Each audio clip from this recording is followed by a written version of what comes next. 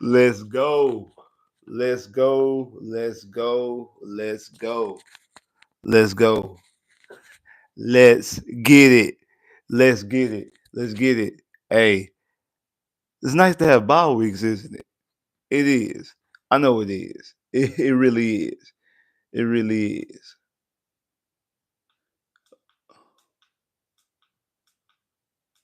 There you go. Already, I'm gonna let some of y'all get up in here real quick. Already, we got the dub. We got the dub. Let's go. Let's go. Let's go. Make sure you hit that like button when y'all come up in here, though. Make sure you hit that like button already. Yeah. Hey, it's a bye week. Hey, shout out to all the bye weeks. Shout out to everybody that had a bye week. Let's go. Let's go. Let's go. Let's go. Let's go. Let's go. Already. Let's go. Let's go. Your voice gone already. Already. That boy say on that Rex Ryan. Yeah, it was a bye week. You know what I'm saying? You know what I say? Nah, nah, nah, nah, nah, nah, nah, nah. Hey, hey, hey. Goodbye. Hey, nah, nah, nah, nah. Hey, nah, nah, nah, nah. Hey, hey, hey, hey. Goodbye. Yes, this is a bye week. Bye, bye. Bye bye, bye bye, bye. It was an absolutely goofy statement anyway to say by Rex Ryan. Like it was a stupid statement to even say. Like it was just dumb. It was a dumb because he was talking about on one side of the football, talking about the offense, but it wouldn't be a bye week because the defense, how well the defense plays, and the defense they was on a bye week. If you want to be completely honest, because the offense played like they was on a bye week. The offense played like they was on the bye week. Man, make sure in the light bulb when y'all come up in here. Make sure in the light bulb when y'all come up in here. That boy CJ Stroud has the most victories as a Texan quarterback in the playoffs. The most posted. Everybody only got one as a starting quarterback. Deshaun only had one. What's his name? Matt Schaub only had one. TJ Yates only had one. Brock Osweiler only had one. That boy CJ now has two postseason wins as a starting quarterback. And now what? Also, D'Amico Ryans has tied both Bill O'Brien and Gary Kubiak with two postseason wins as a Texans head coach. So again, one more win for D'Amico Ryans. He has the most postseason wins by a Texan head coach. And again, CJ also came into this game as CJ also came into this game as the youngest quarterback entering the postseason when we get into this postseason. Hey, shout out to that boy Chris for the super chat. Love, definitely appreciate that. The Texans are still awesome. I know the Texans are awesome. Chris, thank you for the super chat. Love, definitely appreciate that. Congrats, anyways. The Texans are still awesome. I know the Texans are awesome. I already know that. You know that too. And I'm glad you finally came around. I'm so glad, Chris, you finally came around and realized that the Houston Texans are the best team in the AFC South, have been the best team in the AFC South for a number of years. We went through a little rough patch, but you see what it is. Even when we had a bad season or a season that was, because the season wasn't really all that bad, if you want to be completely honest with you. It had some ups and some downs. It was disappointing. It was frustrating like a mug. It was frustrating like a mug because of the expectations that we came into the season with. But you see, when it comes down to it, they're actually playing real football, meaningful football. When you have to get something done, you see what the Houston Texans done. They got something done. And the way they play from their second quarter on, that team right there that team right there is a team that can make a run. Like that's a team that right there that can make a run. Let's get to it. Let's talk about it. So the Houston Texans defeat the Los Angeles Chargers 32-12. Your quarterback, CJ Stroud, was 22 of 32, throwing for 66.7 completion percentage, 282 yards, one touchdown, one interception. He almost had a second interception, but when they showed the replay, I instantly knew. I said, hey, that wasn't a completion by Derwin James. Like that's not an interception. Like that ball touched the ground because he used the ground to complete the catch. So I'm glad they was able to call the interception back. Had a quarterback rating of 90.7 and was only sacked 3 times. Joe Mixon, who at the beginning of the game we couldn't run the football at all. Like I think in the first half, I think Joe Mixon only had like He had 2 yards in the first quarter, and I think he had 12 yards in the second quarter. So, so he only had like 14, maybe 15 yards in the first half completely. He ended up running. Has 200. I'm sorry. He has 25 carries for 106 yards, averaging 4.2 yards a carry, and a touchdown that was able to end and seal the game, even though the game was pretty much already out of reach anyway. But that right there sealed it and made it that the Chargers weren't going to be able to win. Nico Collins targeted 8 times, had 7 catches for 122 yards and a touchdown. Easily the best performance by a Texan receiver in a playoff game. Xavier Hudson had 1 catch for 34 yards, but that sparked the Texans' big plays in this game and actually sparked the Texans' offense finally doing something. Because before that, the Texans' offense was in a rut up until to Xavier Hudson was able to catch the off the scramble drill and was able to get the 34-yard catch from CJ. John Metchie targeted 8 times, had 4 catches for 28 yards and a fumble on this first catch of the game, the very first play offensively by the Houston Texans. I'm going to talk about that because I think some things had definitely showed themselves in this game, and I want to talk about that, especially with John Metchie. Sting, All-Pro Sting. This is the first game he's played since he's been named as an All-Pro. He's an All-Pro. He's a Pro Bowler, first-team All-Pro. Has his very first ever postseason interception, and actually had 2 postseason interceptions. Kamari Lassiter, rookie, come in there with another interception, well, the first interception game. Hey, shout out to that boy Eric Murray. We've been talking about Eric Murray for the last 4 years, ever since Bill O'Brien signed him, gave him that contract back in 2020. People been getting on Eric Murray, talking about Eric Murray, clowning Eric Murray for the last 3 to 4 years. And last year and this year, in the role that Eric Murray has been playing for the Houston Texans, Eric Murray has been playing solid, honestly. He's had some bad plays here and there. I mean, everybody. Stingley's had some bad plays. Kamari Lassiter, Caleb Bullitt. We've all seen guys have bad plays here and there. But Eric Murray has actually been playing solid, and Eric Murray also had if I'm not mistaken, Eric Murray had pick 6 earlier this season, if I'm not mistaken. But Eric Murray with a pick interception and was able to run it back for a touchdown. Will Anderson had a sack and a half. Mario Elliott had another sack and a half. And when you look at what the Chargers team over there did, you got Justin Herbert was 14 of 32 for a 43.8 completion percentage, 242 yards, 1 touchdown, 4 interceptions with a quarterback rating of 40. A quarterback rating of 40. Sacked 4 times. J.K. Dobbins carried the ball 9 times, had 26 yards, averaging 2.9 yards a carry. And McConkley targeted 14 times, had 9 catches for 197 yards, a touchdown. This touchdown was the 86-yarder. Like I said yesterday, this stadium, NRG, has been a house of horrors. Have been a house of horrors for opposing quarterbacks. Hey, shout out to that boy Big B for the super chat love. Definitely appreciate that. There you go. Shout out to that boy Big B for the super chat love. Definitely appreciate that. Why won't let me like it? Oh, there you go. All right. Big B said, what's the motherfucking deal, bro? H-Town versus everybody. You already know it's H-Town versus everybody. Shout out to that boy Big B for the super chat love. Definitely appreciate that. You already know it's H-Town versus everybody. And that's what I was trying to tell everybody yesterday. That stadium right there on Kirby, NRG, has been a house of horrors for every quarterback, not named Lamar Jackson, that stepped into that stadium. Because even though came out with a win, what's his name? The dude that y'all the mayonnaise, Will Levis. Will Levis had a pick 6 and got sacked 8 times in that game.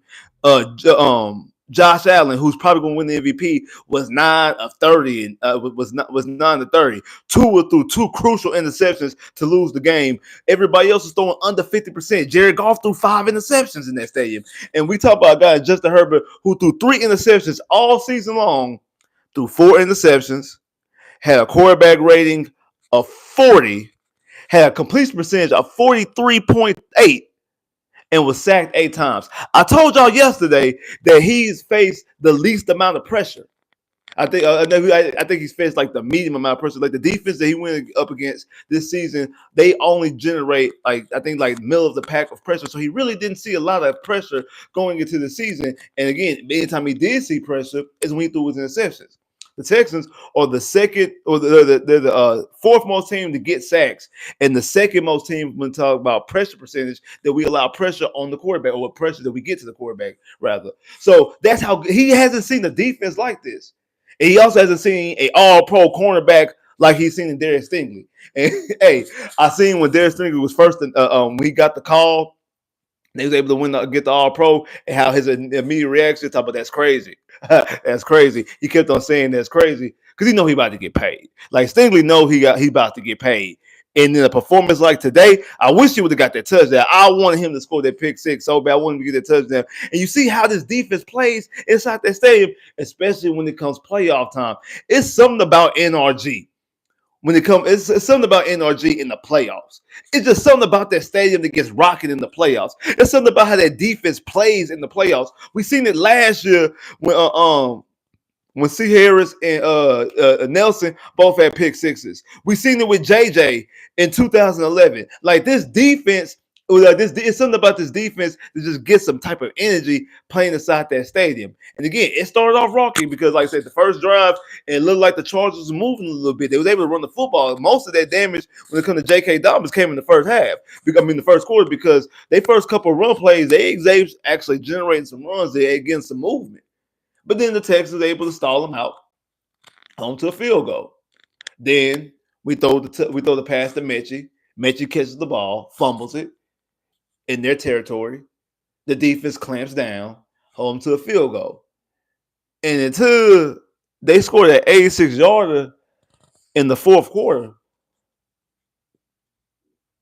that was it for the Chargers offense. The Chargers offense was putrid. Now, it took a while for the Texans offense to get in gear. And like I said, it took to that snap over. Well, I actually don't even think it was over. It didn't go over CJ. CJ like called it on the shoulder, but it still went off the fumble snap or muff snap or however you want to call it, the broken play. And CJ was able to get it, move around, and find Hutchinson, catch Hutchinson for a 34-yarder, and that boom generated the drive. It generated the drive, and it capped off with Nico Collins with a touchdown. And then able to stop them again. We get the football and we move the football and we moved the football right before halftime. Like the Texans did something that I wanted them to do. They was able to do a double dip. We scored right before half, and then we was able to stop them because the Chargers used the timeout to stop the clock when we went to score our first touchdown, so they can get some time left, so maybe they could do something before halftime. But it worked out in our favor because we were able to get a quick 3 and out, able to get the football back. CJ had a beautiful, 27-yard scramble. CJ was moving on that 27-yard scramble to get us in the field goal range. Was able to kick a field goal, go up at halftime, 10-6, getting the football back in the second half. Now, and again, in the second half, those first 2 drives, the Texans offense was moving the football. We moved the football. As soon as we got the football back in the second half, we moved the football right up down the field and got to the red zone. That's when Joe Mixon had the fumble, which I didn't like the play design. Like, the offense is starting to move a little bit, Bobby Slowick. Why are you out here trying to do a trick play, out here trying to have Joe Mixon on a halfback pass, trying to catch Hutchinson in the end zone? Because that's who he was throwing to, Ben Hutchinson in the end zone. Why do you need that trickery right now? Like I don't feel like that was the moment to call it out the bag. I feel like, again, I'm not trying to absolve Joe Mixon for fumbling the football because you don't need to fumble the football, but I do think that play design and that play choice, not play design, I think that play choice was a poor play choice in that moment. I don't think you should have did that play in that specific moment. I think that you doing a little bit too much. Fumble, but again, no harm, no foul. The Texas defense was able to stop and was able to hands up. Then you have CJ drive the football back, and then you have CJ get it, almost throw an interception. Well, it was called an interception, and that was a horrible sequence because Joe Mixon, I think, if I'm not mistaken, Joe Mixon almost gets a touchdown. We have a holding call by Titus Howard. Then it's second down. CJ throws the football to Derwin James. I mean, throws the football, trying to get into Dalton Schultz. Derwin James thinks he intercepts the ball, brings it out, trying to run it back. Joe Mixon gets called for a flag for unnecessary roughness, and then they go back and look and they say, "Oh, it wasn't even an interception, but the unnecessary roughness call still stands." And then, if I'm not mistaken, the next play I think was a hold. Yeah, it was second and 30. The next play was a hold and made it to second and the 40. Then we had second and 40. Then there was the offsides by Bosa that made it to second and 38. I mean second and 35. And then we was basically able to get the penalty yards back because when Fairbairn kicks that field goal, it was 4th and 10. So we basically got all the yardage from the penalties from the Tyus Howard hold to the Mixon unnecessary roughness to the forgot who else had a hold. Oh, I think it was Blake Fisher. Yeah, to the Blake Fisher hold. Yeah, so basically, all the penalty yards basically just got taken back, and we was able to kick the field goal. And the Texans defense was stalling them out. If I'm not mistaken, I think the following drive is the pick six by Murray. And then we have the other, it was a pick six by Murray. Then the next play would have been the interception by Stingley that almost was a pick six. We was able to get the field goal in that situation. And then after that, the defense was basically putting a lot of abuse on Justin Herbert, and Justin Herbert was able to get the ball out quick. Well, not even get the ball out quick. He actually got hit. It was kind of like a busted play, kind of similar when on the 86-yard touchdown to McConkley. And then we end up getting the blocked extra point and ran that back for 2 to make it 25-12. That right there, I knew it was over. I kind of figured it was already over 23-6. I thought it was pretty much over at 23-6. But when we got that block extra point and ran it back for 2, and it was 35-12, and 25-12, and you're getting the football back on because they scored touchdowns, so you actually are getting the football back after that 2 point. I'm like, oh, we win this game. We are this game is over. It's a wrap. Speaking of being over in the wrap, hey, it's a lot of people over here, but the likes ain't going up. Hey, make sure y'all hitting that like button. The Texans are going on to the division round, the playoffs. All the doom and gloom that everybody because people on Twitter was talking about they were scared of the Chargers. It was a lot of people talking about they were scared of the Chargers. There was a lot of people that act like they didn't want to be fans. It was people talking about, man, I ain't going over to that game. The Texans got to earn my money. Do they not earn your money right now? Do the Houston Texans did not earn your money right now? Like, come on, man. Like, it's playoff time. Once the playoffs start, you forget all that stuff that happened in the regular season. Like I said yesterday, unless you are limping into the playoffs without your starting quarterback, and your starting quarterback is the catalyst of why you're in the playoffs, then I can see you be like, hey, man, we in the playoffs, but I don't really expect too much because, hey, we ain't even got a guy. Like when the Ravens went to the playoffs without Lamar Jackson, when the Dolphins went to the playoffs without Tua, when who else went to the play? When the Raiders went to the playoffs with Connor Cook, like those type of situations, I get it. I get teams not being confident and fan base to be like, okay, man, we in the playoffs, whatever. But you got your team rolling now. Hey, right now, all you gotta do is win. All you got to do is win. You ain't got to win 12 games, 13 games, 14 games. Everybody's 0-0, and we going to go out there. You get one game. You got to go out there and prove in that one game and go out there and get that one dub. And that's exactly what the Texans did. And they absolutely showed up and showed out and performed well in this game. Special teams, a huge. Do you not realize that in this game, we seen a block punt and a block extra point. This game, we seen a lot of stuff in this game. We seen a block punt, a block extra point, ran back for 2. We seen a pick 6. We seen an 80-yard, 86-yard touchdown. We seen 4 sacks. We seen 4 interceptions. Like I said, Justin Herbert threw 3 interceptions all season long. Came inside Houston and threw 4 in today's game. Yo, all-pro cornerback, first-team all-pro cornerback, mind you, Darren Stingley showed you why he's a first-team all-pro cornerback by getting 2 interceptions. And to be honest, those cornerbacks played today. Like Stingley and Lassiter, because it's not just on the interceptions. Everybody keeps talking about the interceptions. It's not just on the interceptions. Stingley and Lassiter was making some huge plays when the Chargers went for it on 4th down, and Stingley was able to make sure that, I think it was it Quentin Johnson? I feel like it was Quinn Johnson, and then they end up ruling that Quinn Johnson didn't catch the football. That's because of Stingley. And the same thing on with Kamara last year. And I know that was Quinn Johnson as well. And I know Quinn Johnson has the dropsies. I understand that. But you still got to go out there and make the plays. And Kamara last year was out there making plays throughout the field as well. Also stopping the running back in the backfield. Kamara last year was hitting and hitting boys and making great plays. Like we have a great one. I feel like we have a great 1-2 punch in Kamari Lassiter and Darius Stingley Jr., honestly. And then they paid off huge dividends today on a quarterback who only threw 3 interceptions this season. If I'm not mistaken, I think he might be, of all the league leaders, has the least amount of interceptions as far as a starting quarterback, like a real starting quarterback. Not nobody who started like the last 5 games of the season. Of all the guys who were starting quarterbacks, I think he has the least amount because everybody keeps ranting and raving about Lamar Jackson. Lamar Jackson threw 4. Justin Herbert only threw 3. And you were able to get on the football, take away the football 4 times away from him.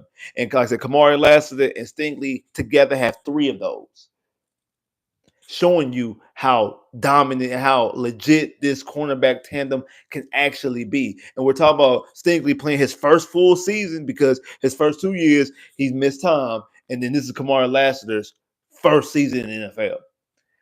I expect huge things from these cornerbacks going forward. Like not just in this season. I'm talking about seasons after season. I think that we have one of those groups. I really honestly do. Now, I want to talk about Metchie because of the first play of the game offensively. We throw the pass to Metchie. Metchie gets the football. He fumbles. Then the next time Metchie is targeted, it's almost an interception. It's almost an interception. CJ scrambling out. CJ scrambling. I think it was 3rd down. CJ scrambling. He's pointing and doing like this, and he throws. And Metchie go. I don't know if Metchie goes the wrong way, but the linebacker trying to make some beat on it. It's almost an interception.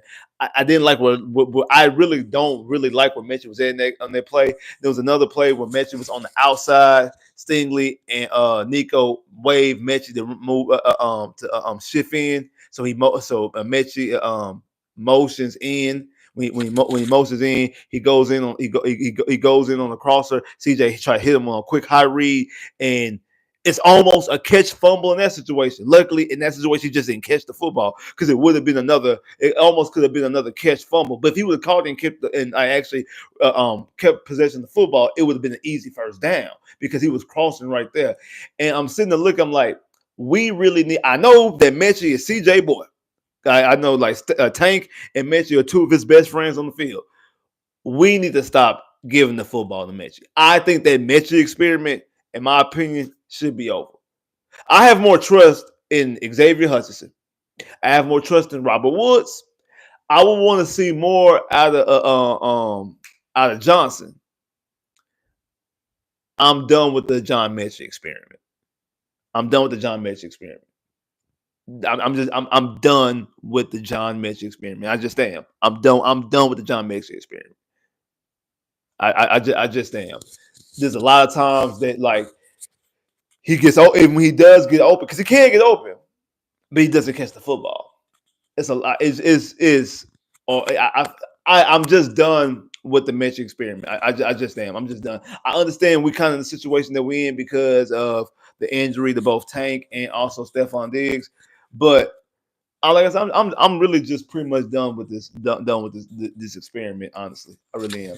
But because I just anytime the football is in his vicinity, I don't. I just don't trust that anything good will come about of that type of situation. I just don't. I just don't. I really just don't. So I don't really like that type of situation when it comes to him. I really don't. But like I was saying though about the defense, the defense, man, like this defense played phenomenal. Like this was a phenomenal defensive performance. Honestly, I mean they kept the game. They kept us in the game for the majority of the game up until the offense was able to get it going when CJ Stone. Because I think when CJ throw his first was only a interception. When CJ throws his interception, I think either the next play or the play after that, just 2 plays later, that's when Kamari Lassiter gets the interception and gets the football right back. Shades of what happened against the Lions, because in the 2 interceptions that CJ threw against the Lions, both it was the next play, Kamari Lassiter and Kalen Bullock was able to turn the football over just in a couple short plays, like 2-3 plays later in both situations after CJ threw both his picks in those games. So the defense, you made a mistake, we were able to get the football back for you. Same way with same thing with what you call this with Mixon's fumble. The defense is able to stop and stymie the Chargers offense. So no harm, no foul. So the defense kept on bailing out the offense when the offense made mistakes. It was very complimentary football. And then you also factor in the way the special teams, like everybody was working as a complete unit. Everybody was out there working as a complete unit, offensively and defensively and special teams, feeding off of each other. And that's how you got the type of win that you got today. And again, both of DeMeco Ryans' performances as a head coach, as far as his wins, have been dominant type wins. They've been wins where, we finally was able to not have a close game and we be on the good end of it. And finally was able to go out there and take knees at the end of the game.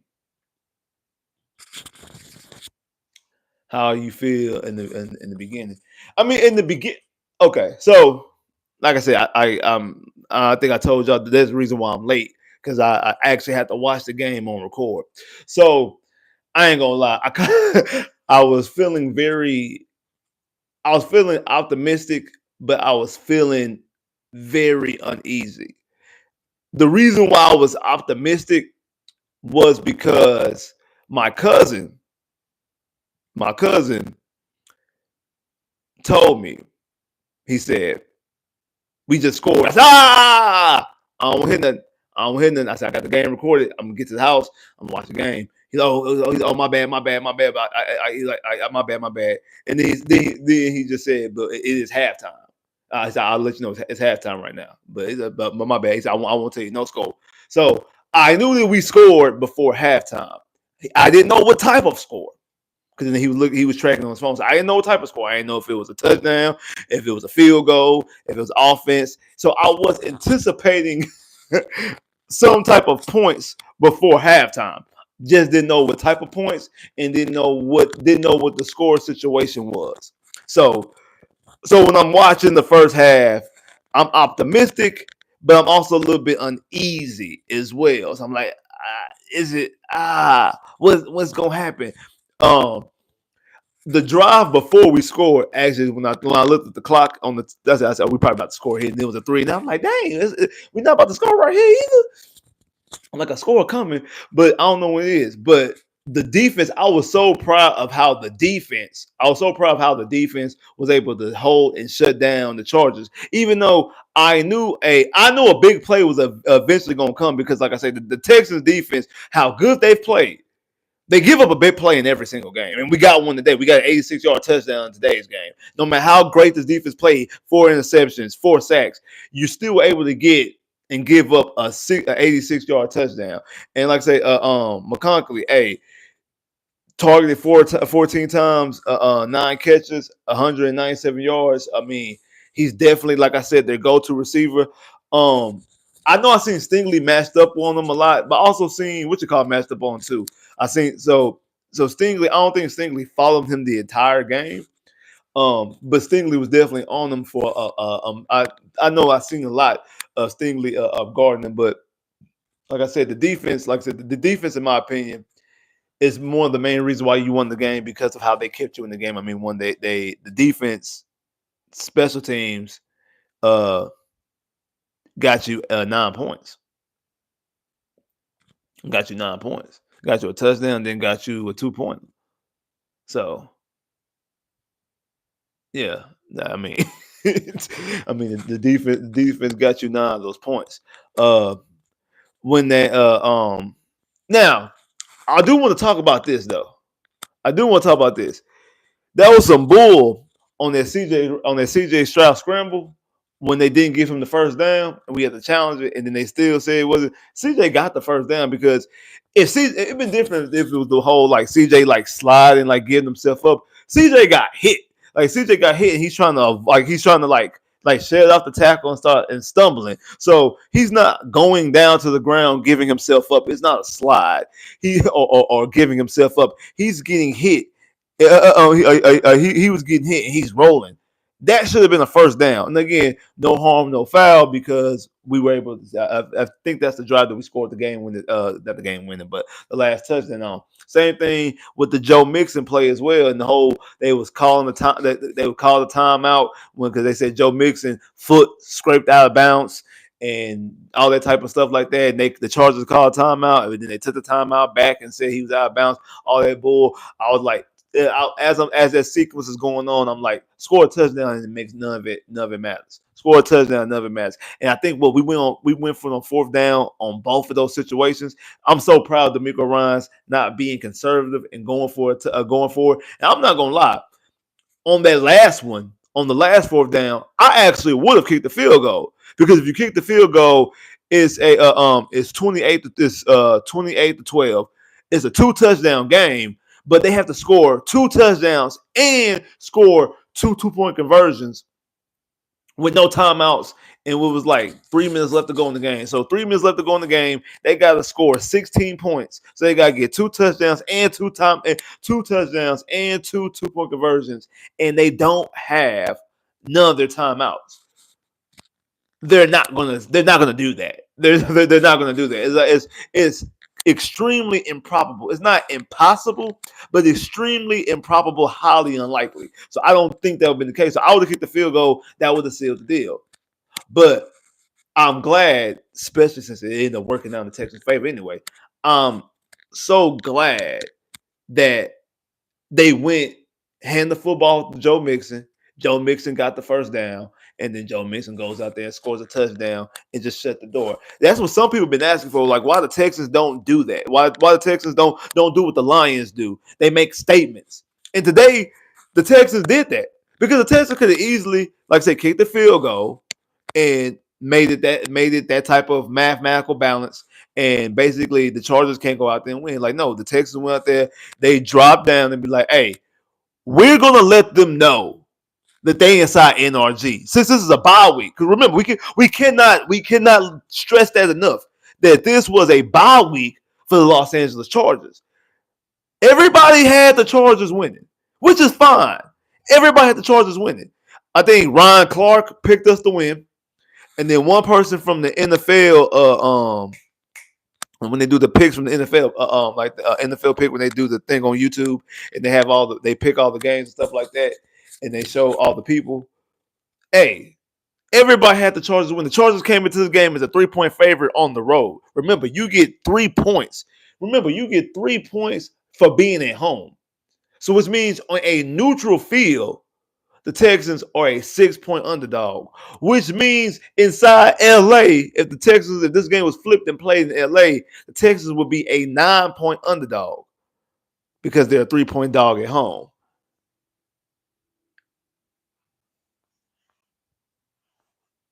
32-12.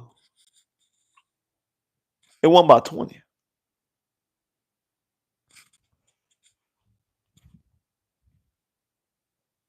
It won by 3 possessions. It was a blowout. You know, it was a blowout. 21 skunk packs a stick. Like, come on. This is a bye week. Remember, this was a bye week for the Chargers. The Chargers they drew the worst team in the playoffs. I told people I never understood that when they were saying that. I never understood when they talking about the Texans were the worst divisional winner in the playoffs. I'm like, when you got Tampa Bay and you got the Rams, and no shade to them, the Texans actually have scored more points than the Rams. The Texans are the second least scoring team in the playoffs, only followed by the Rams. I think the Texans are a better team than the Rams. I think the Texans are a better team than Tampa Bay as well. I just do. I think the Texans are a better team than both those teams. Anyway, before I seen today's game, I felt that anyway. And I'm glad the Texans went out there and not only handled business, they handled business the way that they handled their business. They went out there and was effective. They went out there. You had a 100-yard rusher, a 100-yard receiver, and a 250 50-plus yard quarterback in today's game. You had a DB to go out there and get 2 picks. You had your other starting DB go out there and get an interception. You had your safety go out there and get a touchdown interception. And then you had your edge rusher, who was the defensive rookie year last year, go out there and get a sack and a half, put a lot of pressure on the quarterback. Come on, man. Hey, shout out to that boy Biggs for the super chat love. Definitely appreciate that.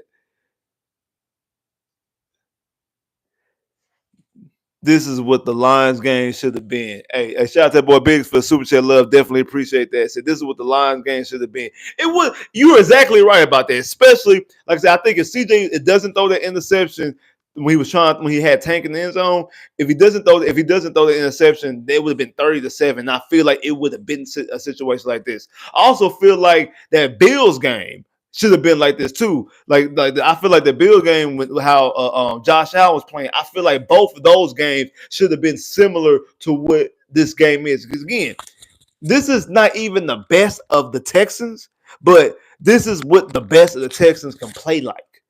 It is. And like I said, shout out to Biggs for Super Chat love. Definitely appreciate that. Hey, shout out to that boy Jeff Huff for Super Chat love. Definitely appreciate that. How about a bye week next week? Let's go, H-Town. Already. Hey, shout out to boy Jeff for Super Chat love. Definitely appreciate that. Hey, Jeff. Hey, your 34-hour reset gonna be good, bro. I was thinking the whole time I'm watching this game, I was like, hey, my boy is gonna have a good look. My boy gonna have a good 34-hour reset. I'm pretty sure my boy gonna have a good 34-hour reset. So shout out to that boy Jeff for the Super Chat love. Definitely appreciate that. I know. Now we can sit back and we can watch the. See, this is the reason why I'm cool. I was always cool with the early game. This is the reason why I was always cool with the early game. I know some people like, man, they're going to put us on the early game because they hate the NFL, hate the Texans. I'm cool with that because now I can sit back and watch. I seen the Lamar Ravens beat Pittsburgh, and now I'm like, well, I tell y'all yesterday, like, that's our nemesis. Like the Ravens are our nemesis. Like Lamar Jackson and the Ravens are our nemesis, and that's what we gotta do. Like that's what we gotta do. That's what we gotta do. So, but anyway, I like having that last game so I can sit back. I mean the first game. I'm sorry. So I can sit back, get our game out the way. Now I can post up, and now tomorrow I can watch Denver and Buffalo. I can watch Philly and Green Bay. I can watch Washington and who Washington play? Tampa Bay, which I think that's going to be an amazing game. Honestly, I think that game is going to be an incredible game. And then Monday you got the Vikings and the Bears. The Vikings and the Rams. So I think those games. Now I can sit back and watch those games. We got another week of football guaranteed. What y'all want to happen? Because if Denver beats Buffalo, Denver goes to KC, we go to Baltimore. If Buffalo beats Denver, we go to KC. Baltimore goes to Buffalo. So, what y'all want to happen? Y'all let me know. What y'all want to happen? I'm gonna let y'all know later on what I want to happen. I want to see what y'all think. What y'all want to happen? I think I know what I want to happen. I think Buffalo's going to win the game. I think Buffalo will win. So I think we'll be in Kansas City because I think Buffalo will win. But I think Buffalo's a better team than the Broncos. But Broncos might be able to go out there and get a dub. I know that Baltimore is rooting for the Broncos so they can guarantee another home game. And I know they're rooting for another home game. And that's another thing too. You got I know Travis Kelce said he was going to watch the game. And you had Travis Kelce's brother talking about the game. I'm not going to watch it all. I have no interest in watching. It's the Chargers Texans. Like they were poo-pooing this game the whole game. Like everybody was like, this is going to be the laughing stock game of the week. Because they all thought the Chargers about to just run through Houston. And again, hey, it might not have been an entertaining game for other teams, but it damn sure was for a Texan fan. And you're right. Looking at that game, the way it was played, it was a whooping. Because I seen somebody put in their belt to ass. It absolutely was belt to ass. The Texans put the belt on that ass. Like it was exactly what it was. It was exactly what it was. Belt to ass, a belt to ass whooping. It absolutely was an ass whooping. It absolutely was ass whooping. Absolutely. It absolutely was. And that's good for them. That's good for them. It's good for them. Now, if Buffalo wins, it guarantees that it guarantees that today was the last game inside NRG Stadium. If Buffalo wins, what's good, Wink? Hey, shout out my boy Wink. Uh, it guarantees that it guarantees the Texans that this was the last game inside NRG Stadium if Buffalo wins. If Denver beats Buffalo, there's still an opportunity to have another game inside NRG. It would have to be the AFC Championship game, and you have to face Buffalo. I mean, you have to face Denver in the AFC Championship game. And wouldn't that be something? Wouldn't that be incredible that the very first time the Houston Texans ever play inside an AFC Championship game is inside that building over there on Kirby? That would be absolutely incredible. Do I think that's going to happen? I don't think that's going to happen because, again, I think that Buffalo beats Denver tomorrow. I see people saying Kansas City, Baltimore. I actually want the Ravens. This is the reason why. Multiple reasons. One, like I just said, because that gives an opportunity that maybe you have a chance, have a chance to have an opportunity to get another game inside NRG. The other reason is, like I said, that team and Lamar Jackson, you got to get through them. Like that is your nemesis. There's your nemesis. You got to get through them. You're gonna have to get through Baltimore. Like Lamar Jackson and John Harbaugh, you have to get through them. You just have to. Like you have to get them. You got to get through them. You just do. I agree. I mean, I don't think even though the Texans won, even though the Texans put up 32 points, I say 9 of those points is by the defense and special teams. So so 21 points. Yeah. Was by the offense. As far yeah.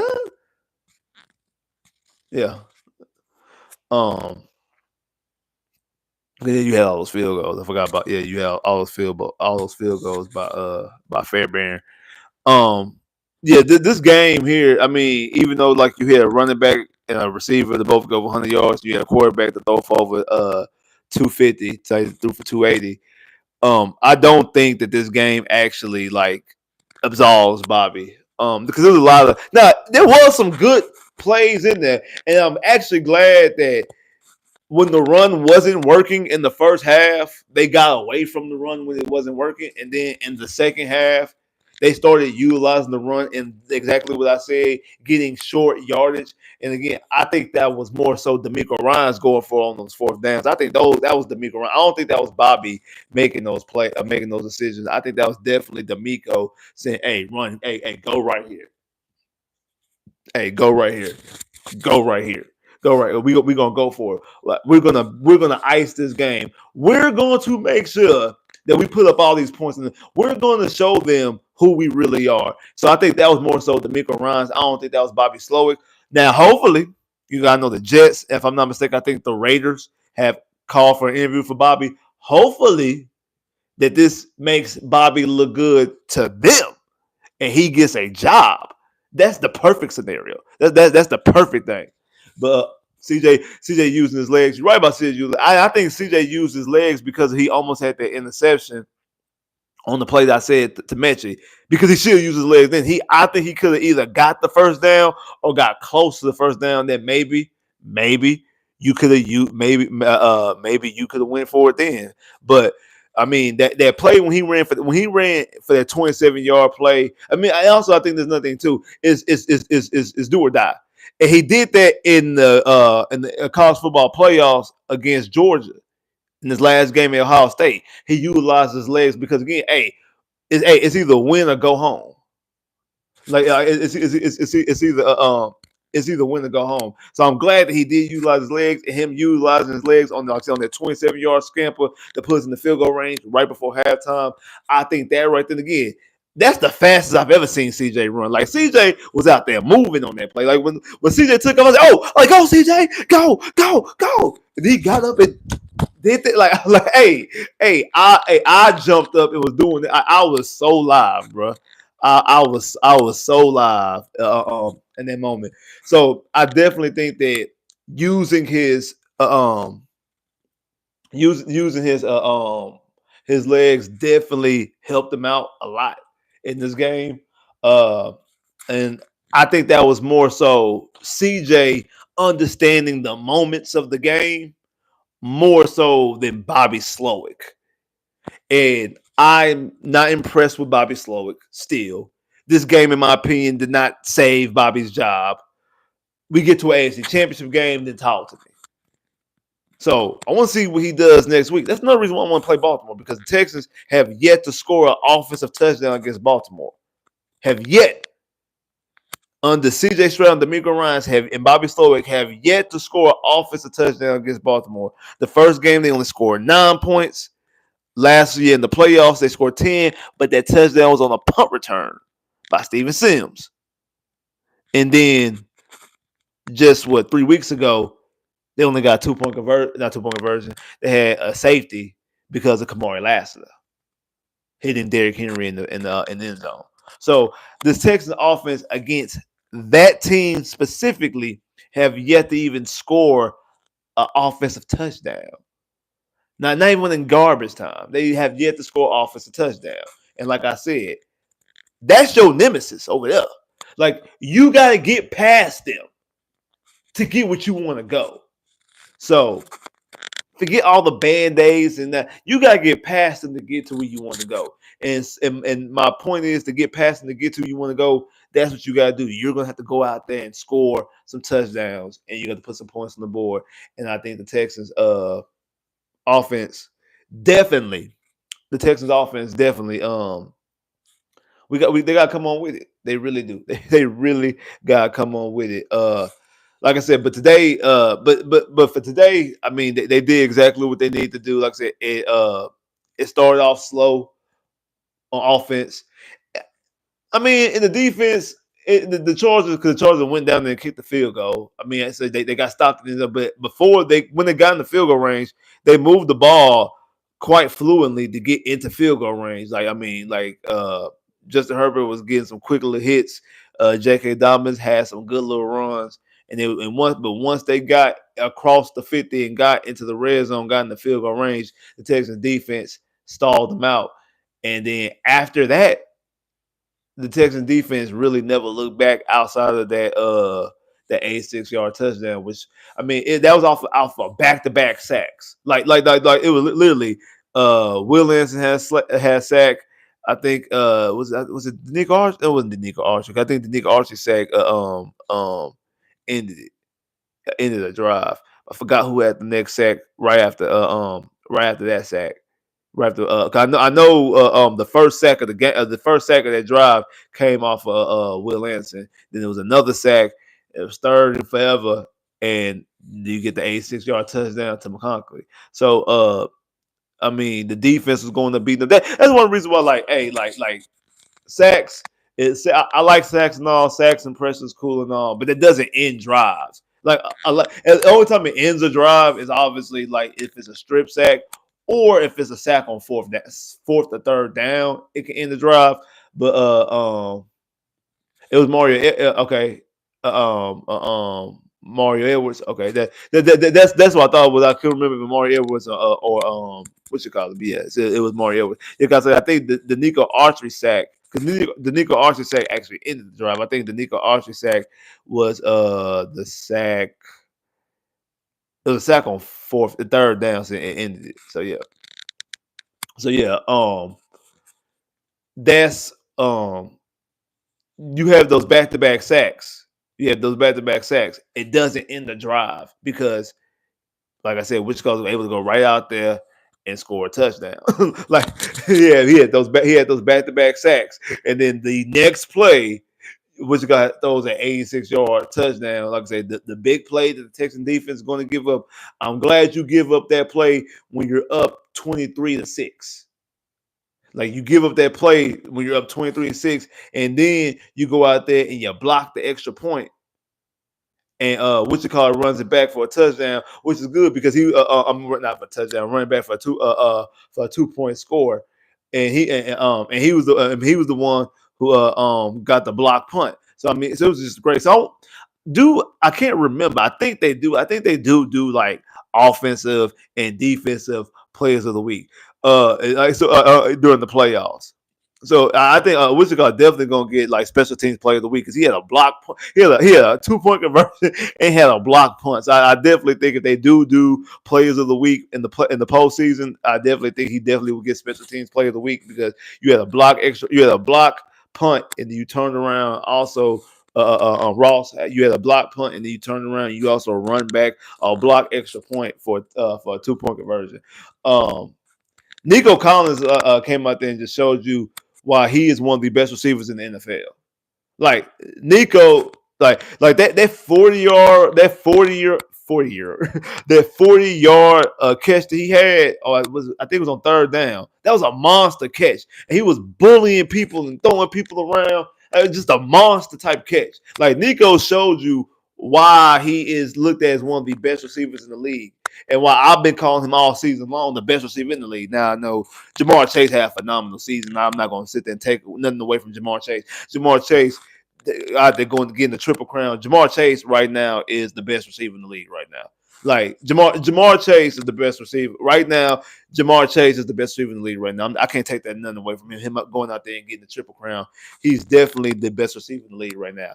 But Nico is not that far off because remember, Nico was leading the league in receiving yards by a mile, by over 100 yards when he got hurt and missed 5 games.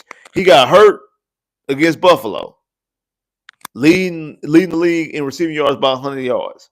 The next week, he ain't played. That week ended. Still leading the league by receiving yards. He won by 100 no more, but he was still leading the league in receiving yards. The next week, he was second. And then it took almost to them 5 weeks for him not to even be top 10 in receiving yards. So Nico's definitely in that top 5 realm. Like I feel like Nico's definitely has shown himself to be a top 5 receiver, and he's showing you again today in the postseason when you need it the most. 8 targets, 7 catches, 122 yards and a touchdown. Going out there completely balling. And that touchdown was all on him too. Like that's how he pushed Wichita out the way and was able to run and score and get a touchdown. Like he went out there and showed you exactly who he is. Like I'm trying to tell you, like Nico showed you how good of a receiver he is. Now again, I'm glad that both Nico and Mixon both of them got their Pro Bowl bids. Both of them got 1,000 yards before the season ended. You know, our Pro Bowlers showed up and showed out as I'm sitting back thinking about it. I mean, Joe Mixon and Nico Collins both getting 100 yards, both getting a touchdown, showing their worth as a Pro Bowler. And then your All-Pro cornerback, first team All-Pro, the first team All-Pro defensive back for the Houston Texans, Darius Stingley go out there and get 2 interceptions and almost had a pick 6. Man, I want him to get that touchdown. But the Texans, man, it's your offensive rookie year had a decent game again. He was sacked 3 times. Sacked 3 times, gave up an interception. So still not the game that he had last year. We had 247 yards and 3 touchdowns. It was that efficiently not that same ilk, but came out there and definitely gave you what you needed to win. He played well enough for you to win.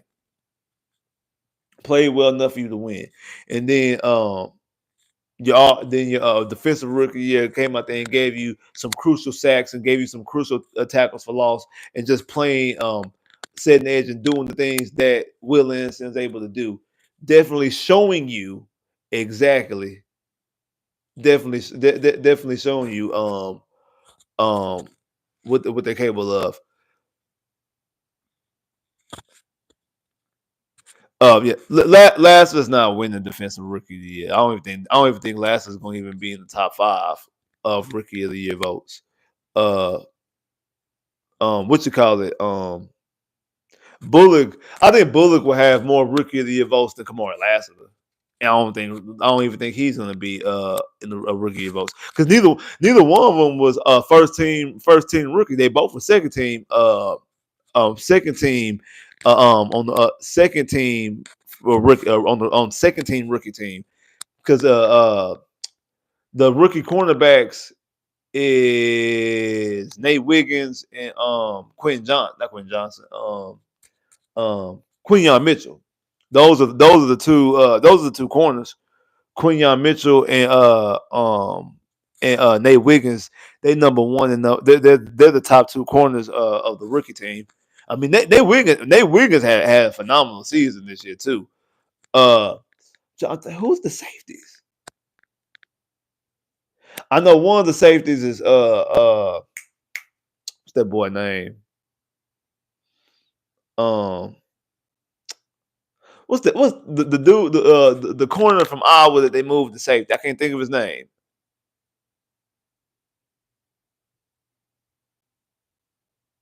I forgot who it is. The same reason Sauce got defensive rookie year last, but Sauce led the league in pass breakups. Kamari Lassiter don't lead the league in pass breakups. Like Kamari Lassiter didn't lead the league in pass breakups, and also Sauce was all pro. Kamari Lassiter now. Cooper DeJean, thank you. That's his name, Cooper DeJean. Yeah, Cooper DeJean. I think Cooper DeJean made first team All Pro, not first team All Pro, first team All Rookie. In the safety position, in one of the safety positions, if I'm not mistaken. And like I say, in I know the 2 cornerbacks is Nate Wiggins and Quinyon Mitchell. They made first team All Rookie. Kamari Lassiter and Kalen Bullock both made second team All Rookie. So that means that they're looking at Kamari Lassiter at least the third best corner, if not the 4th best corner. If I'm not, I don't even know who the other corner is on the second team, second all rookie team. I don't even know who the second corner is. I understand that. I understand I understand he allowed a low percentage. I get all that, but what you call I say when you look at what Sauce did, Sauce led the league in pass deflections, and he was a first team All Pro. Like Kamari Lassiter ain't nowhere near All Pro. He's not. He's nowhere near All Pro. Cooper DeJean has no picks. I don't even know. I don't even know what Cooper DeJean's stats is. I don't even know what like Quinyon Mitchell and I know Nate Wiggins had. I know Nate Wiggins had pick 6. And I think he had. I don't know if it was another pick 6, but I know Nate Wiggins had another interception that I'm thinking of. But again, I think Kamari Lassiter and especially paired up with Stingley, I think that is a crazy tandem. And I feel like me personally, I think that's the best cornerback tandem in the NFL right now. That's playing right now.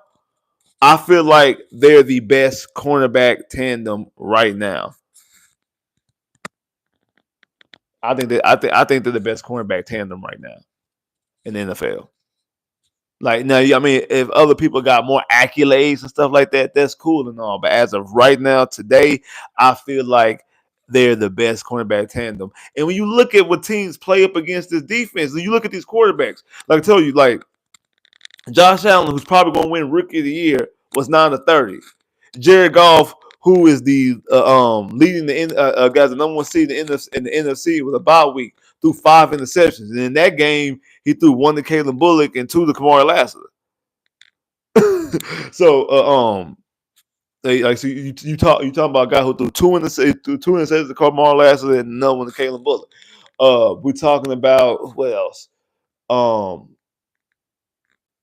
Who else had a bad game? Tua through two picks that cost them the game. Like on one in the red zone and one that ended and sealed the game. Like the way that this secondary, those two guys specifically, and Sting and Kamari Lassiter have been playing all season. Then you look at what happened today. You got a quarterback who came into the day only throwing 3 interceptions all season long, threw 4, and he threw 3 to those two guys, 2 to Sting, 1 to Kamari Lassiter. That right there just shows you the type of defense, the type of secondary that these guys are. Like, this is a very legit secondary tandem. Like, this cornerback duo is a very legit cornerback duo. And like I said, I feel like they're the best cornerback duo in the NFL. As of right now, playing right now today, that's what I feel like. I feel like they that good. I feel like they're that good. Like, legitimately, I feel like they're good. The way that they playing is phenomenal. And it's going to be hard for opposing quarterbacks. That might be why y'all probably do want to play. I see some people talking about they want to play the Chiefs. I think that, because the Texans was right there against the Chiefs when we went up against them in Kansas City. I mean, like I said, when Tank Dell scored that touchdown and got hurt, that was a touchdown in essence to tie the game. That was actually the touchdown in essence to tie the game. But, Fairbairn missed the extra point. So instead of it being 17-all, it was 17-16. But then the defense went out there and immediately got a 3 and out, get the football right back to the offense. And CJ Stroud, I do think that CJ and the offense was out of it because of the horrificness of the Tank Dell injury and all the things that happened, all the emotions that was wrapped up in the Tank Dell situation. And I feel like that caused them, and they wasn't able to take the bull by the horn and actually go out there and feed on that momentum. If Tank does not get hurt in that play, I feel like the Texans feed on that momentum after that touchdown. I think the Texans will actually go out there and beat Kansas City, honestly.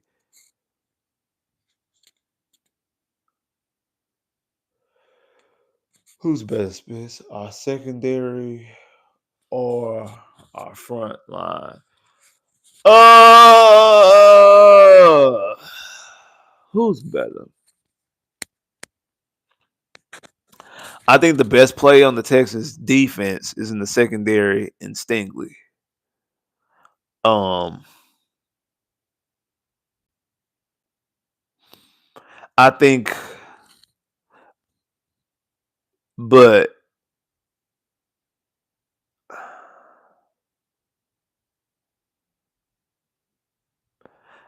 I think that Daniil Hunter and Will Anderson, both of them have a better shot, especially Daniil Hunter has a better shot at winning defensive player. Yeah, I don't think they're gonna win it. I think they have a better shot, and I think they're gonna be like, when the votes come out for defensive player of the year, they're gonna be higher up than Sting. So that front generates a lot of pressure and a lot of sacks. Like, both Daniil Hunter and Will both have double-digit sacks. And then you got guys like Falkowski, Maury Edwards, the Nico Archery. You got a lot of other guys that get to the quarterback. Tim Settle. All guys have gotten to the quarterback. Barnett didn't score 2 touchdowns this season. Yes, I think I'm gonna roll with the front. I think I'm gonna roll with the front. Yeah, I think I'm gonna roll with the front, because when it comes to the secondary, it's really Sting, Lassiter, and Bullock. Cause Miles Bryant, even though I was happy we brought Miles Bryant in, because Miles Bryant was the name of a corner I thought we could bring in, that you can get for cheap. Miles Bryant, Miles Bryant is a weak link. Same thing with Jeff Okudah. Like, those two guys really are weak links. They're not contributing much. You're missing, obviously, Petrie, even though Petrie plays like the nickel. Then you got, you also missing Jimmy Ward, but Jimmy Ward is a veteran, but sometimes Jimmy Ward be getting beat a lot too. And then, like I said, I think like what you call it, Eric Murray just sometimes be in bad position sometimes.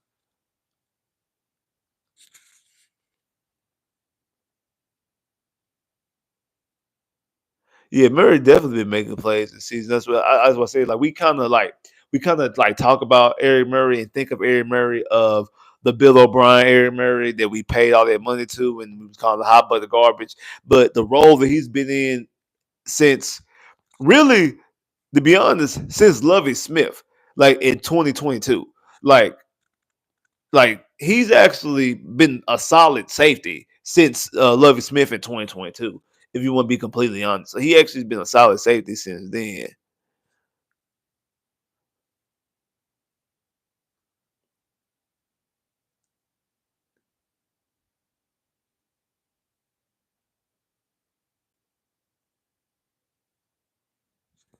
You think if we you think if you thinking Stingley is the reason why Lasseter's not gonna make defensive rookie of the year?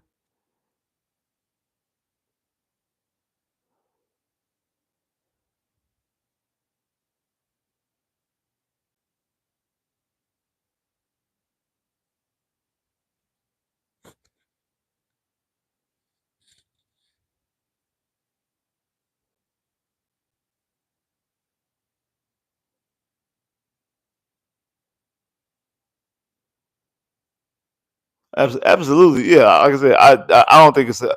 I have to sit back and really just like look at every single cornerback tandem to see. But just off the top of my head, just off of me thinking, I definitely off the top of my head, just off of me thinking, I don't think that. I mean, I think that they're the best cornerback tandem in the NFL. Um, I think that they're the best cornerback tandem in the NFL. So I mean, for all the people who are worried, I mean, I know a lot of people on Twitter was worried about today's game. A lot of people upset. No, I ain't gonna say upset, but just worried, nervous, fake nervous, whatever about today's game. And I came into today's game excited. Like, like my only thing was like I said, I just didn't. I knew I wasn't gonna be able to watch the game live. Like that was the only thing. But this game, I came into this game excited. Like I've been excited all week, especially once it was announced. I can talk about this now. Especially once it was announced. I forgot to mention this yesterday that we were gonna come in there all deep, still blue, and quietly that all deep steel blue has became my favorite jersey combo in the complete and all NFL. Like that all deep steel blue is so cold. And I feel like that has to be our that has to be our primary playoff uniform. I don't think it should be our primary uniform because I do think our primary uniform does need to be the blue on white, and I think our primary way needs to be the white on blue, like just for regular home games or whatever. But I do think that the deep steel blue needs to be broke out in big moments, just like I feel like the battle red, in my opinion, also the H Town blue needs to be saved for primetime games. Like you got a primetime home game, you throw out the battle red. You got a primetime home, you got another primetime home game, throw out the H Town blue. So use those for primetime home games. I think the deep steel blue should be for big home games that are not always primetime. Like you know what I'm saying? Not the primetime games. Like I mean against a big opponent that you play at home. Like again, if it's like for the division, whatever the case may be, like a big opponent you playing at home, hey, I feel like you should be able to wear the all deep steel blue. And in the playoffs, wear the all deep steel blue in the playoffs. I feel like that when we go on the road tomorrow, go on the road next week, we need to go out there in the all Liberty white. Like we need to go out there icy. So icy, I'm so icy. You go out there in the all deep steel white, and the all Liberty white. I feel like those should be the uniform combinations going for the playoffs. I feel like that. I feel like that's when we play. Because if you look at the times that we've worn the deep steel blue, the all deep steel blue in the playoffs. Now we did lose to Kansas City. That 30-0 game, I think we were all deep steel blue in that game and lost. But we beat the Buffalo Bills with like the Deshaun game. We went to overtime. We beat Buffalo Bills and all deep steel blue. We beat Cincinnati the second time because the first time we wore our regular blue and white, but the second time in 2012 with Matt Schaub, we were all deep steel blue in that game and won. So yeah, but I feel like that should be the game. I feel like that should be the jerseys because like you really can't wear your alternate jerseys in the playoffs unless because you can only wear your alternate jerseys a total of 3 times all year. So you have 2 alternate jerseys. You have your battle red and you have your H-Town blue jerseys. If you wear those jerseys 3 times in the season, that's it. That's all you wear. Like so this year we wore H-Town blue against Buffalo. We wore battle red against the Lions. I really thought that we were gonna go out there and wear the red and white against Baltimore. I was extremely surprised that we wore the H-Town blue.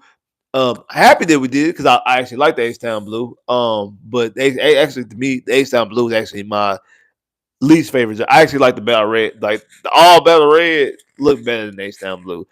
Because to me, the H-Town blue, like the deep steel blue, is just too dark and it looks black.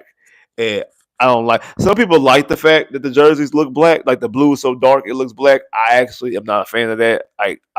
If I'm looking at blue, I want to be able to tell there's blue. Like I don't like that it looks black. Um, and like the deep steel blue that we wore today, like the first time that they showed those jerseys, like when we were wearing them in the preseason, and maybe like the first like home game that we wore our deep steel, we wore just the regular deep steel blue jersey.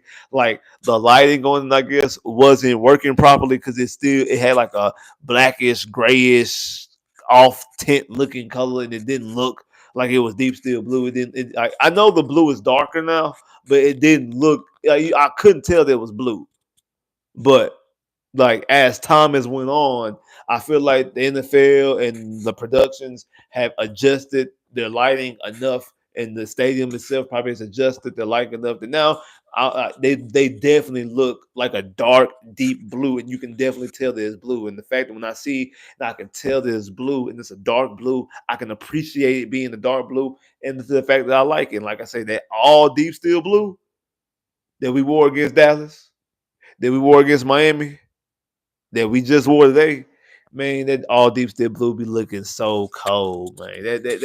Like I say, it has become my favorite jersey combination in the entirety of the NFL. Is the jersey that we wore, the jersey uniforms that we wore today.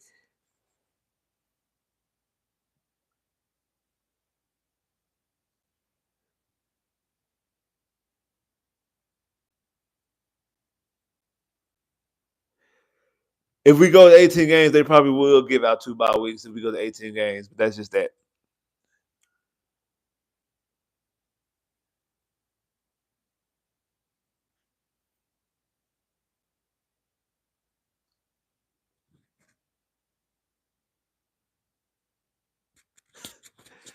J Mill, they was never gonna have no black jersey. According to you, J Mill, we supposed to have black jerseys and we supposed to have Saquon. So you, J Mill, we supposed to have a black Saquon jersey. According to J Mill, J Mill was telling me all throughout the offseason that the Texans he said he taught the nigga cereal that we were gonna get Saquon Barkley and that the Texans were gonna have some black jerseys. You got close to the black jersey.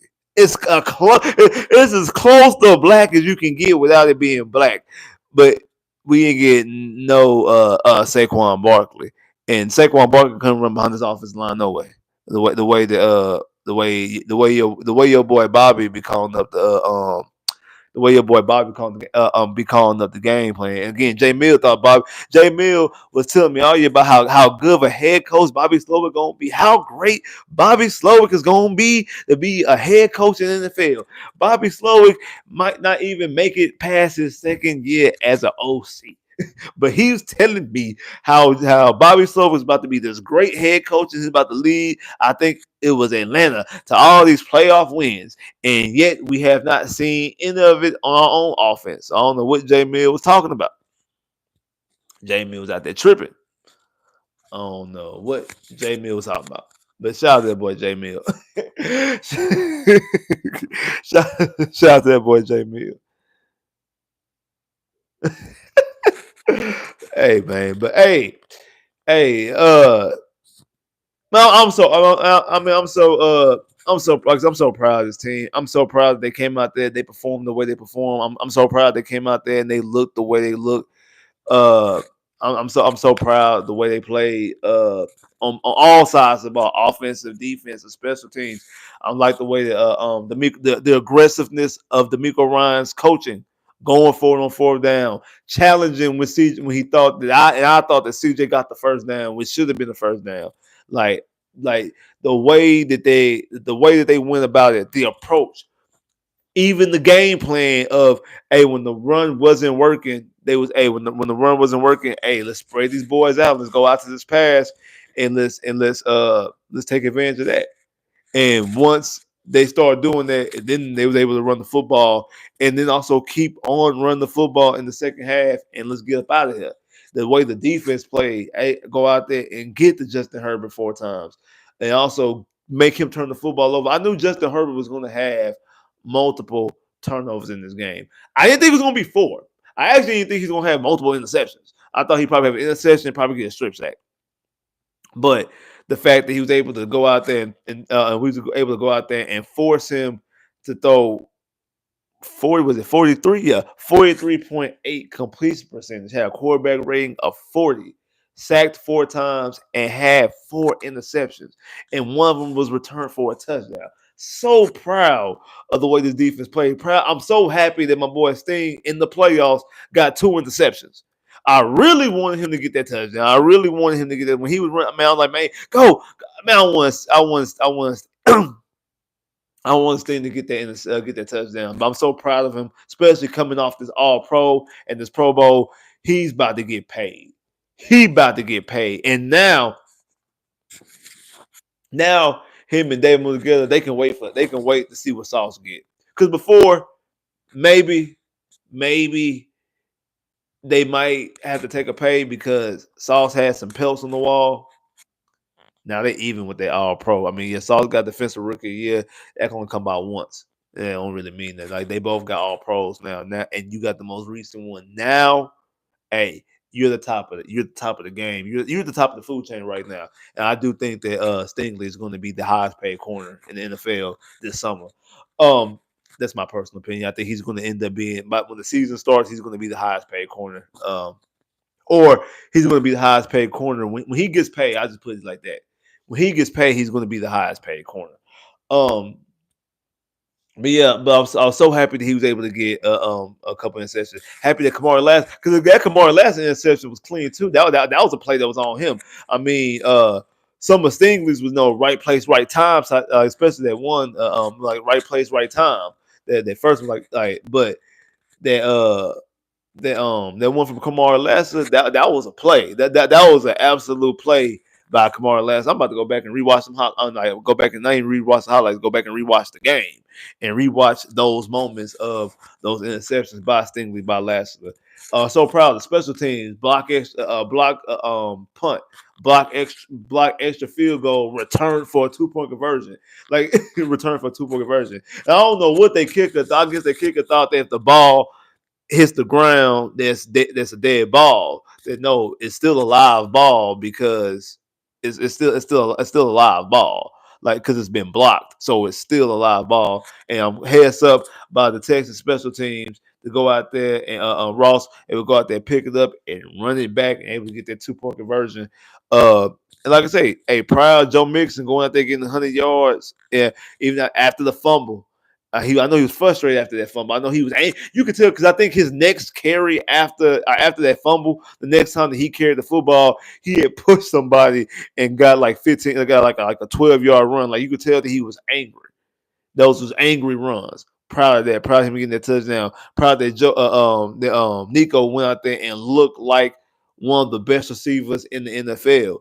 And CJ, even though CJ turned the football over, CJ still played efficiently. CJ still played well. CJ still played well. Again, it's not to the level that we saw last year in the playoffs against the Browns is not really to the level that we thought we were going to see coming into the season. But this is the situation how it is right now. Weapons, offensive line, offensive structure, play calling, things like that. This is a good performance because of the surrounding and the situation that he's in. Again, to get to higher standards, to get to Super Bowls and championship games and things like that, he's going to clean some of those things up. But he made some good decisions in this game. Using his legs, knowing when to use his legs, when to run, made some good decisions in this game. So definitely proud. Like I said, I'm just proud of the team. Like I said, I'm proud of D'Amico saying, "Hey, no, we're gonna put more points up on this board. No, no. We ain't about to just settle for a field goal and just be up by 2 possessions. No, hey, we're gonna run this rock. We're gonna get into this end zone, and we're gonna make sure that they know that and hope they enjoyed them having the bye week. Hey man, appreciate everybody came up in here right now. I appreciate everybody came up here, especially me going late so live because of me going late so live because of the situation. I just appreciate everybody came through here. So if you ain't hit the like button already, man, make sure you hit the like button. Appreciate all the likes. But if you ain't hit the like button already, man, make sure you hit the like button. I'm gonna give y'all some time, man. Make sure you hit that like button. Hit that like button. Texas got to my playoff win, so hit that like button real quick. I'm gonna give y'all some time.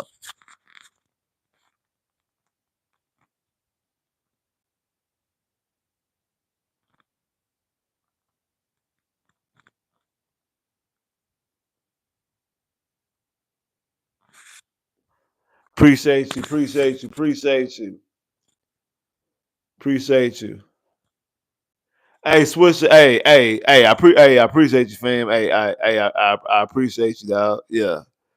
Yeah. I mean, hey, it is what it is, man. Um, you know, I appreciate you. I definitely appreciate that, dog. I definitely appreciate that, fam. Appreciate you. Uh, but forgot what I was gonna say. Man, like I said, shout out to everybody that came through here. Like I said, especially being me going live so late. I appreciate everybody that came up in here. I appreciate everybody that hit the like button. Appreciate everybody that hit the super chat. Definitely appreciate that. Y'all know how much that means that y'all hit that super chat love. Definitely appreciate all that super chat love. Appreciate all the likes. I appreciate all the views. So man, hey, like I said, we got another week, guaranteed another week of football. So you know what that means. That means I'm gonna get to go live. I'm gonna go live anyway to break down the rest of the playoffs. But hey, we gonna be live on Friday. We gonna be live on Friday doing a preview for where we're going. Because again, hey, if Denver wins tomorrow, we go to Baltimore. If Denver loses to Buffalo tomorrow, we go to KC. And either we gonna be playing next Saturday or next Sunday. And I really don't know who it will be against. Um, but I do. This is something that I ain't gonna lie. I want the night game like next week. Like can we get the night game? Like can we get the night game? I actually might probably prefer Saturday, but then again, if you play, I mean with Kansas City gonna Kansas City got extra had extra bye week. So I mean it really don't matter. Then with Baltimore, if you go to Baltimore play today, so they both have a what you call it. So yeah. I mean, both you and Baltimore both play on Saturday, so it's the same. It's the same. So it don't matter if you play. It don't matter. It don't really like. It really don't matter if you get an extra day or whatever, because like it's not like you'll be playing up against like Baltimore. Baltimore will be playing like Buffalo on a short week. Like if Buffalo wins, Baltimore will get to play Buffalo on the short week because of the what you call it. And then if it's on Sunday, if they play on Sunday, they'll play with an extra day. So so it kind of like with them it really matters with the Texans because they're either gonna be going to play in Baltimore or they'll be playing against Kansas City. So I guess it really don't matter. But I do want the night game because I want the night playoff game. Like, can we get the 7 o'clock playoff game? Let's get the 7 o'clock. Let's get the 7 o'clock playoff game, 6:30 playoff game, whatever. Let's get the night playoff game for the Texans. Like, how about that? Let's get the night playoff game for the Texans. That's something I would definitely want to enjoy and watch. So let's get the night playoff game for the Texans. Let's do that. Let's do that. Let's get the NFL. NFL, let's get the night playoff game. And not Bob, ooh, I'm tripping. Cal. I'm tripping. Cal. Cal McNair. Let's wear the all Liberty white. Let's wear the all Liberty white. Let's wear the all Liberty white, Cal. Hey, let's wear the all Liberty white. Let's wear the all Liberty white. Like I said, appreciate everybody that came through here. If you ain't hit the like button already, man, make sure you hit the like button. Like I said, I will be going live next Friday talking about previewing whoever it is we playing against. I don't know who it will be, if it's Kansas City or if it's Baltimore. I'm gonna be whoever it is. Also, be on the lookout. I'm probably gonna have some videos dropping throughout the week sometime. So make sure y'all be on the lookout. I was supposed to have some videos dropping this week, but situations happened. I wasn't able to get anything done. Also because the weird coldness and stuff like that. So I wasn't able to get anything done. But I should have something done. So there will be some videos dropping throughout this week. Maybe talking about a certain first team All Pro defensive back, and maybe even about a top receiver in the NFL. But well, who knows? Who knows? But hey, it should be some videos dropping sometime this week. Like I said, we'll be going live, doing a pregame preview before the game on Friday, and then whenever the game is, whoever we playing against, immediately after the game, y'all know, be right here. We're gonna do a live post game reaction, to see what the Houston Texans are doing going forward. But like I said, man, appreciate everybody came through here. Definitely appreciate all the love. Like I said, appreciate everybody came through. Everybody hit the like button. If you ain't hit the like button already, man, make sure you're hitting that like button. Like I say, man, shout out to the Texans going out there and getting that playoff dub, 32-12. Hey, going out there, showing up and showing out, especially when you had all these people out there saying that the Texans, well, not the Texans, but the Chargers had a bye week. That we had all these people out there saying that the Chargers had a bye week, that we the worst playoff team in the playoffs, the worst division winner in the playoffs. All these things, we're this complete disappointment, how bad we are, all these different type of things. And not only did we win like going away. We won extremely handily. Like, we handled business completely. And like, I mean, you had 100-yard performance and a touchdown from your running back and your receiver, 200+ performance from your quarterback. Your defense was able to get to the opposing quarterback 4 times, able to make him turn the football over 4 times, and one of those scores ended up being a touchdown. So and also, after you yourself gave up 3, the Texans had 3 turnovers themselves. Metchie had a fumble, CJ threw an interception, and Joe Mixon had a fumble. But yet still, the Chargers still turned the football over more than us. One of those turnovers led to a direct touchdown. And hey, the Texans was able to go out there and handle business completely. So say like, subscribe if you haven't, comment below. If you haven't clicked that bell, get more videos. I holla.